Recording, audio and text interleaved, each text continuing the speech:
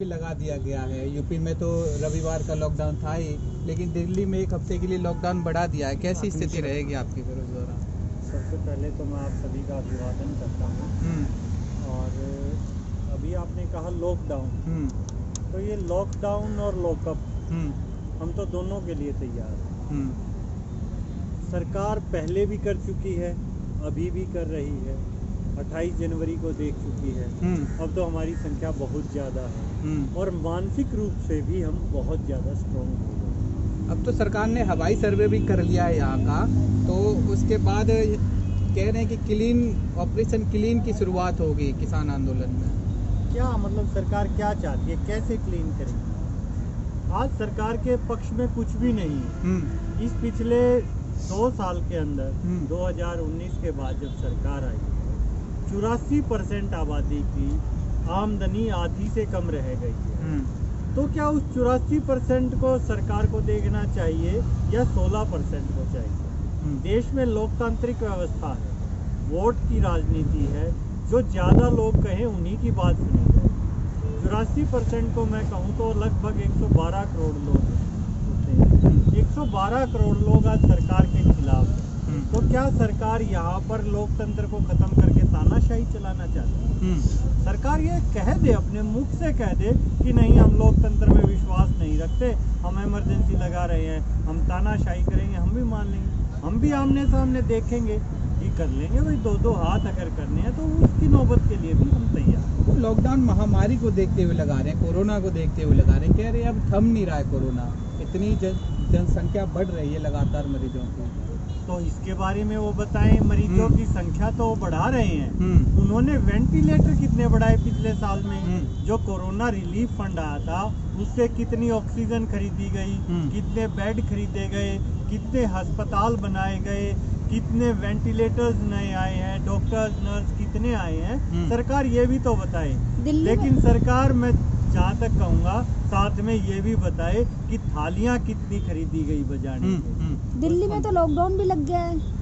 हाँ, तो फिर हम लॉकडाउन का पालन कर रहे हैं ना, ये हमारे घर हैं, यही तो कहा है कि घरों में रहो। ऐसा तो नहीं यूपी में 1 दिन का संडे का लॉकडाउन लगा था तो ये रास्ता भी खुल गया, दोबारा लॉकडाउन लगे तो आंदोलन ही खत्म हो जाए। देखते हैं, आपकी बात भी रखेंगे, देखते हैं सरकार लगाए। हम तो चाहते हैं 1 महीने का लगाए, फिर देखते हैं कि कैसे होगा। ये जो रास्ता है ये हमने दिल्ली के लोगों की सुविधा के लिए खुलवाया है।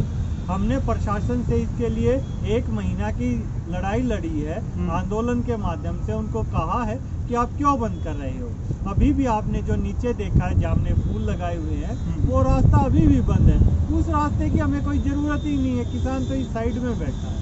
वो रास्ता भी हम चाह रहे हैं कि सरकार दिल्ली की आम किसान कम हो गए तो थोड़ी जगह में यहाँ रहे हैं, इसका मतलब नहीं, कम नहीं हुए हैं। अभी भी बहुत है। और आंदोलन, सत्ता और जंग कभी संख्या से नहीं लड़ी जाती, जज्बे से लड़ी जाती। ना इसमें धन चाहिए ना कुछ और चाहिए, इसमें चाहिए जज्बा, और जज्बा किसान के पास होता है। किसान को शायद आपने देखा नहीं, शायद खेती करते हैं वो लोग जानते हैं, जब 1 कट्टा गेहूं का वो खेत में फेंक देता है, ऐसा कोई नहीं फेंकता, कोई इकोनॉमिक कैपिटलिस्ट नहीं फेंकते, वो अपनी चीज को खेत में डाल देता है, उसके बाद ही प्रकृति उसको कई गुना करने को देती है, वो खराब भी हो सकती है। इससे बड़ा रिस्क तो कोई धरती पे ले ही नहीं सकता कि सारी चीज को यूं मिट्टी के अंदर डाल देना। कहीं ये तो नहीं कि इस लॉकडाउन से हो सकता है आप पे भी फर्क पड़े, क्योंकि पिछली बार लॉकडाउन लगाया था 2020 में, तो शाहीन बाग का आंदोलन खत्म हो गया था। देखिए, शाहीन बाग का आंदोलन क्या था, सरकार ने कैसे खत्म किया, क्यों किया, ये हम नहीं जानते। अब ये शाहीन बाग और उस चीज को जोड़ना, शाहीन बाग, जहाँ तक मैं आपकी बात समझ रहा हूँ, एक जगह थी छोटी सी, और आज हम दिल्ली के चारों तरफ हैं। अगर सरकार शाहीन बाग की तरह इस आंदोलन को खत्म करना चाहती है, बार बार उसका उदाहरण दे रही है, तो मैं सरकार से निवेदन करना चाहूँगा, एक बार हमें शाहीन बाग की जगह दे दो। जो हम दिल्ली के बॉर्डर्स पर बैठे हैं, हमें शाहीन बाग की जगह दे दो, हम भी देखेंगे आंदोलन कैसे खत्म। आप भी कहते हैं कि ये इस आंदोलन को शाहीन बाग ना समझे, क्या आपको डर है कि इस वजह से आप कहते हैं? डर किस बात का है? डर तो सरकार रही है। सरकार कहीं लॉकडाउन लगा रही है, आपके जितने प्रश्न आ रहे हैं एरियल सर्वे और वो ये सारे दर्शाते हैं कि सरकार डरी हुई है। किसान डरा हुआ नहीं है। आज का जो समय है, अप्रैल का जो महीना होता है, बैसाखी किसानों का ही त्योहार होता है। ये फसल पकने का समय होता है और इस समय पे सबसे ज्यादा बिजी किसान होता है और उसके बावजूद आज दिल्ली के चारों तरफ 10 लाख किसान बैठे हुए हैं। सरकार जो करना चाहे वो करके देख ले।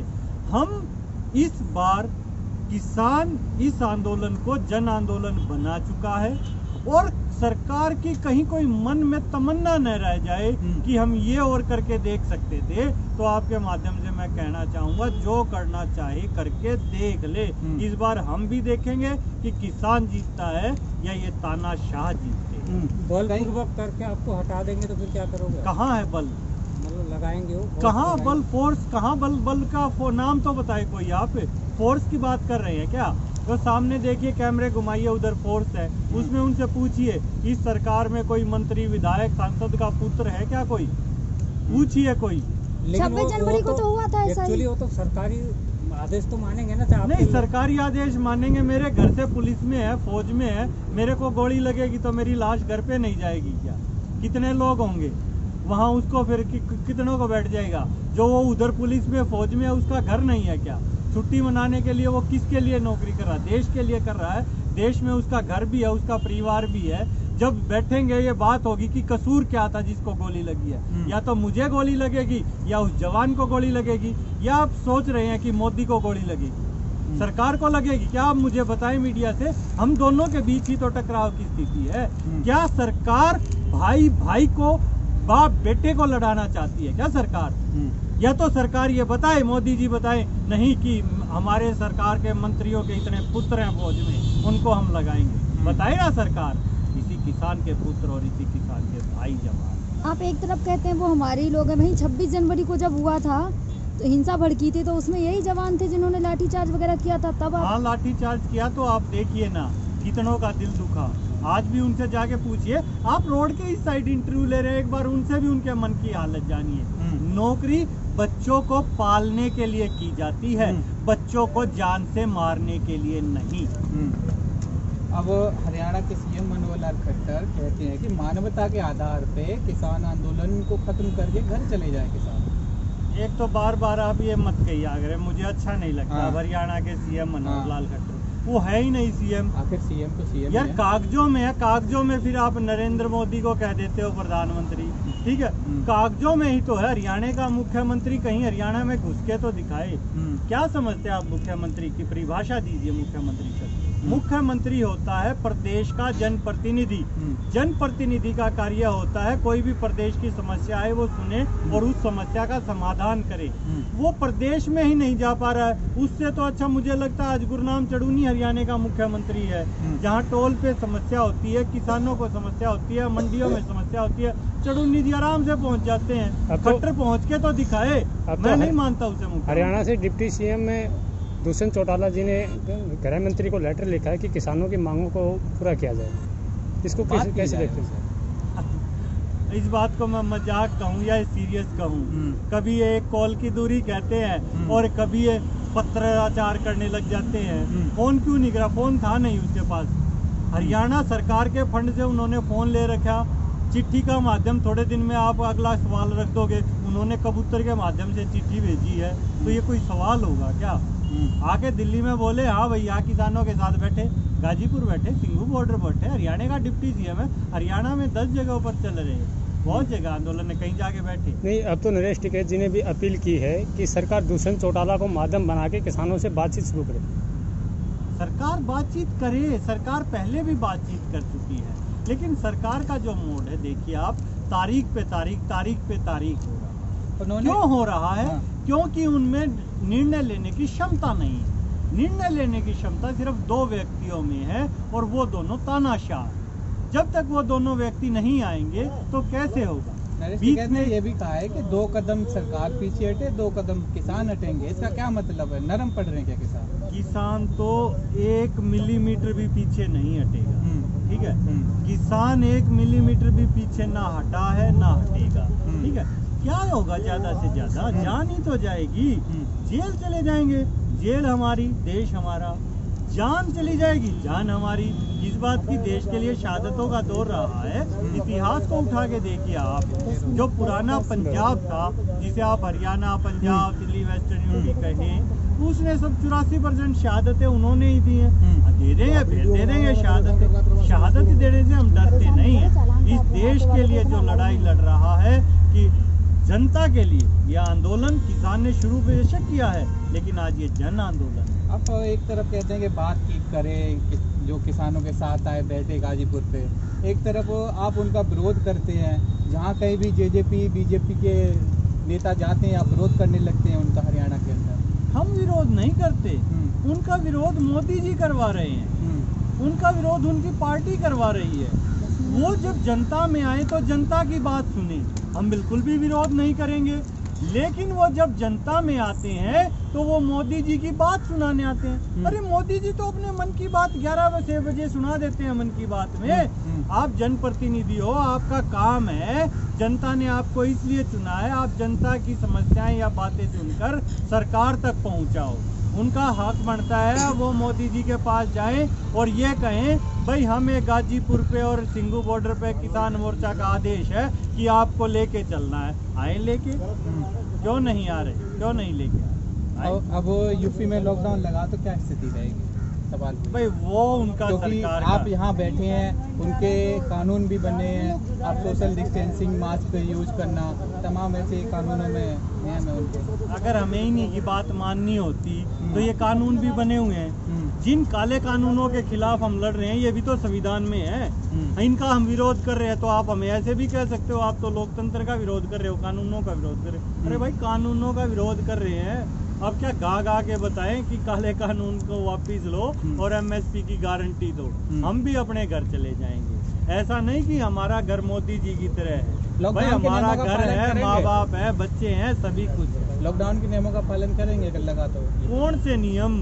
भाई जो नियम हमें अच्छे लगेंगे ना वो हम पालन करेंगे। ये कानून हमें अच्छे नहीं लगे हम नहीं मानेंगे, ठीक है? हम जो देश के हित में होगा हम वो करेंगे। कुछ दो चुनिंदा आदमी आदेश अच्छा नहीं देते, लगेगा तो क्या लॉकडाउन को नहीं मानेंगे? किस लिए?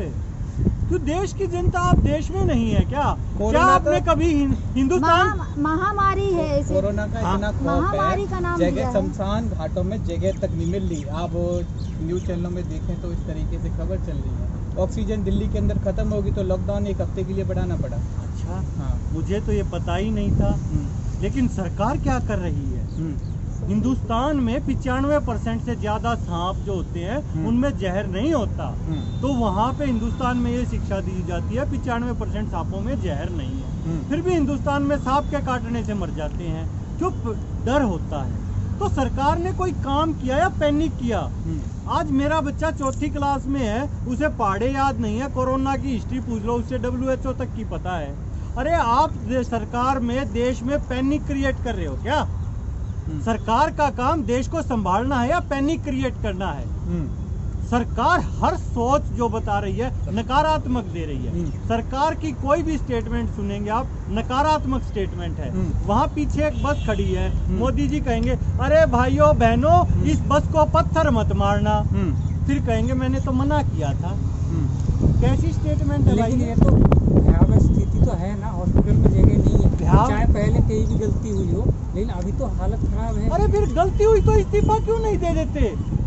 गलती की अगर मैं खून कर दूंगा तो मुझे सजा मिलेगी कानून से, जेल होगी, मुझे सजाए मौत मिलेगी मुझे, ठीक है? इतने लोगों की हत्या की जिम्मेदार सरकार है। सरकार ने ताली और थाली बजवाई है या सरकार आके ये बताए हमने इतने वेंटिलेटर खरीदे हैं, इतने ऑक्सीजन सिलेंडर खरीदे हैं? सरकार बताए। मैं सीधा सीधा सरकार पर आरोप लगा रहा हूँ, सरकार इस हत्या की दोषी है और सरकार अपने आप को इस्तीफा दे के और कर दे किसी को जो दूसरा आना चाहे उसे इस जगह दे दे। लोकतांत्रिक प्रक्रिया है, कोई भी आके सरकार संभाल लेगा। ये नहीं पीछा मत छुड़ाए काम का की बात। और आने वाले समय में यही किसान सरकार भी बदलेगा और फिर इस कोरोना को भी देख लेंगे। और आज सरकार से कहता हूँ, आज इस आंदोलन से किसी एक किसान को उठा के, आम किसान को उठा के प्रधानमंत्री बना दो। 1 महीने में अगर ये कोरोना रह जाए तो मैं चैलेंज करता हूँ वो इस्तीफा दे या ना दे, 1 महीने बाद ये किसान प्रधानमंत्री इस्तीफा जरूर दे।